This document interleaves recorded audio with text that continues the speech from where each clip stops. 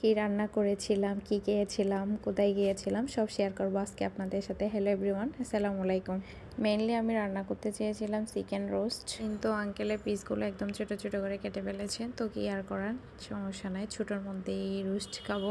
আমি মাংসতে সব মশলা একসাথে মেখে ম্যারিনেট করে অনেকক্ষণ পর্যন্ত রেখে দিয়েছিলাম। তো আমি রোস্ট করতে গিয়ে দেখলাম যে এখানে আমি লাল মরিচও দিয়ে দিয়েছি, আবার কাঁচা মরিচও দিয়ে দিয়েছি। কিছু করার নাই, এটা রান্না করতে গেলে দেখা যায় একটা না একটা ভুল করেই বসি। আচ্ছা যাই হোক, রান্নাটা কিন্তু খুবই মজা হয়েছে।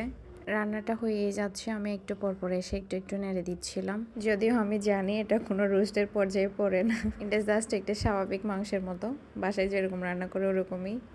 তো এখানে দুধ দিয়ে দিই, এরপরে দিয়েছি কাঁচামরিচ। তো রান্নাটা হয়ে গেলে আমি লাস্টে একটুখানি ধনিয়া পাতা দিয়ে দিই। আর এই ধনিয়া পাতাটা যদি না দিই তাহলে কেমন জানি একটা অপূর্ণ থেকে যায় মনে হয়। এই যে আমার ফাইনাল লুক রোস্টের, যাই বলেন।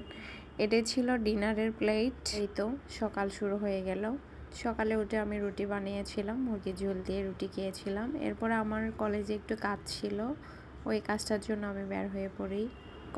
কলেজ থেকে কম্পিউটারে, কম্পিউটার থেকে আবার থানায়, থানা থেকে আবার কলেজে কাজ সেরে এরপর আমরা আসছিলাম চটপটি খেতে।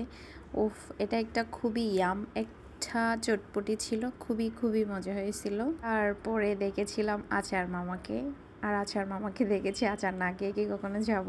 কখনোই না। Thank you for watching, by.